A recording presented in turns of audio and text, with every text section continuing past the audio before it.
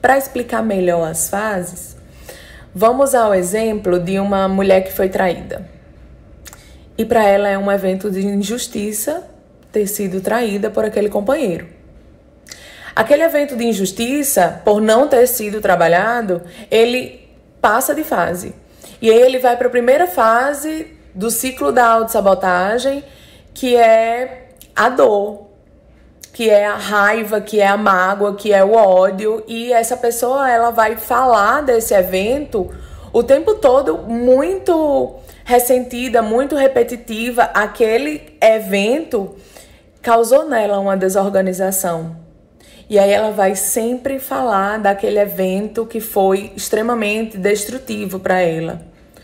Se ela não trabalha esse evento que foi destrutivo para ela, que já passou para uma primeira fase do ciclo de autossabotagem, ela vai para uma segunda fase do ciclo da autossabotagem, que é a fase do ressentimento.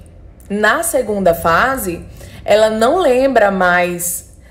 Não é que não lembre, mas não é levado mais em consideração o evento que aconteceu. Nessa segunda fase, é levado em consideração a pessoa, principalmente a pessoa que cometeu aquele evento de injustiça. Então ela vai falar, poxa, eu confiava tanto nele, ele me decepcionou. Nessa segunda fase, a pessoa vai principalmente lembrar do causador do evento de injustiça, não é do evento em si.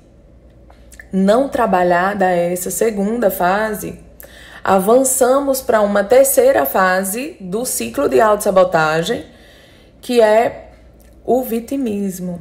Nessa terceira fase do ciclo da autossabotagem, é quando a mulher vai falar, homem nenhum presta. Ou não adianta eu querer me relacionar se nada vai acontecer, se vão me trair. O mundo é contra ela, ela generaliza. As pessoas, os homens que quiserem entrar na vida dela vão ser maus e vão trair. Então ela vira a vítima dos homens que nenhum presta. Mas espera aí, toda mulher presta? É se questionar. Sim, assumem crenças limitantes como verdade absoluta. E na verdade é um padrão, vira um padrão de autossabotagem, que você vai quebrar esse padrão quando você começa a se questionar. E aí vai para uma quarta fase, uma vez que a terceira fase não foi trabalhada, a gente entra numa quarta fase do ciclo da autossabotagem, que é o não merecimento. Essa mulher, ela não acredita que ela vai conseguir ter um relacionamento saudável, ter um relacionamento onde duas pessoas consigam crescer juntas, duas pessoas consigam se desenvolver. Então ela se coloca num lugar de não merecimento e ela não consegue desfrutar de relacionamentos saudáveis porque ela fica, de fato, com aquela crença de que homens não prestam, não vou ter um relacionamento saudável e é isso. Mas se a gente expandir mais um pouquinho, a gente vai lá na nossa criança interior, na nossa criança ferida. Mata as oportunidades antes de considerar desenvolvê-las. Perfeito, porque se ela não acredita, as oportunidades elas não vão chegar, porque ela está limitada, ela está se sabotando. As oportunidades elas até podem chegar, mas essa mulher ela não vai reconhecer quando a oportunidade chegar.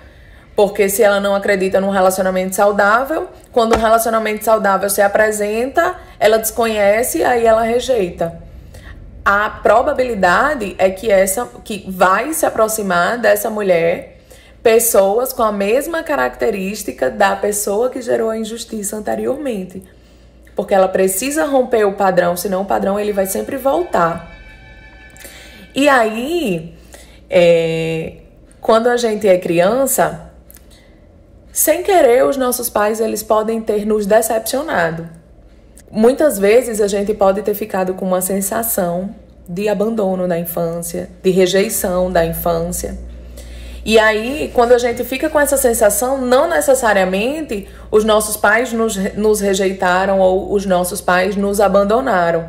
Mas é a sensação que fica. Lembra que o conceito de dor, ele é subjetivo porque depende de como você vai sentir aquele fenômeno, aquela coisa que aconteceu, e aí vai reverberar de uma forma para você e pode atingir de uma outra forma o outro. Assim é na nossa criança. Não necessariamente os nossos pais nos abandonaram ou nos rejeitaram, mas pode acontecer de nós termos ficado com essa ferida na nossa infância.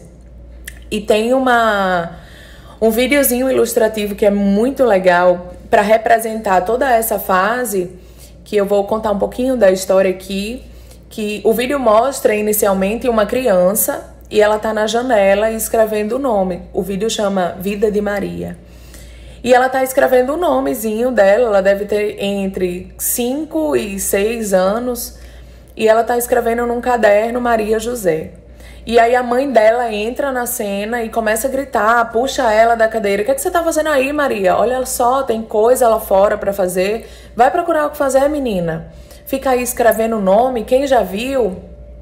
E aí essa criança abre mão daquilo que ela estava fazendo, de ser criança, vai lá fora, catar água no poço, dá água para os animais. E essa criança, ela vira uma mulher, e ela tem filhos, e ela tem uma filha mulher, e mostra também na cena a filha dela fazendo a mesma coisa que ela, escrevendo o nomezinho na janela, e ela vai e repete o padrão da mãe, puxa a filha lá da janela e manda a menina ir procurar o que fazer lá fora. Ela passou por um evento de dor.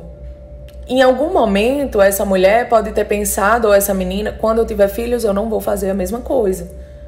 Mas ficou uma imagem no inconsciente muito forte, o padrão que ela recebeu, foi o estímulo que ela recebeu, e talvez ela não saiba o que é o diferente.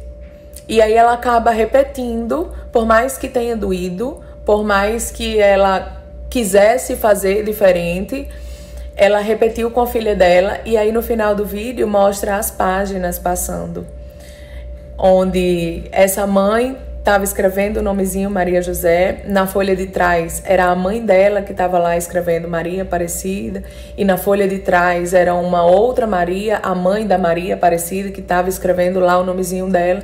Então, são várias mulheres que tentaram ser criança, que sentiram a dor, mas elas seguiram repetindo o mesmo padrão.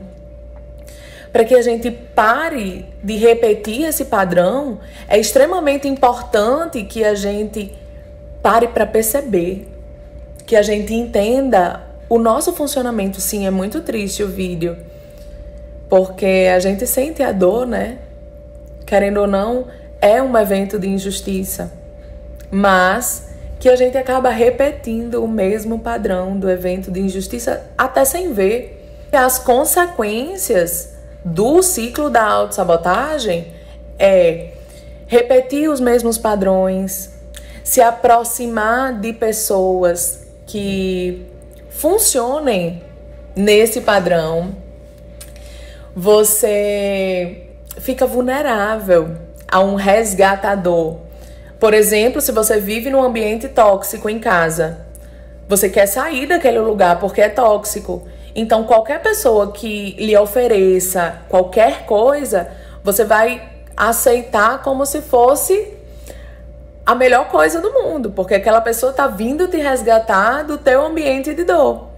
Mas não necessariamente aquela migalha é o que você precisa. E aí, por vezes, você vai repetindo até que você decida quebrar o padrão. No ciclo da autossabotagem, você perde inclusive a tua identidade. Porque voltando para o exemplo lá da mulher que foi traída, quando você não acredita que você pode ter um relacionamento saudável e é esse o tipo de relacionamento que você deseja, você se limita, você se poda. E voltando para o exemplo do vídeo lá da vida de Maria, não é a mãe que é a culpada. Lembrando que os nossos pais nos deram o melhor de acordo com o nível de consciência que tinham. Não tinha como ser diferente. no próprio vídeo mostra que, por mais que ela tenha sofrido o evento de dor, ela repetiu o padrão. É porque ela não gostava da filha? É porque ela queria fazer um mal? Não. Ela repetiu o que ela recebeu. Para ela era aquilo. A menina não tinha que estar escrevendo o nomezinho lá na janela, olhando pro tempo. A menina tinha que trabalhar. Se ela teve que trabalhar, por que a menina não tinha que trabalhar? Mas isso é um processo inconsciente, que para quebrar o ciclo é importante que a gente volte pra gente.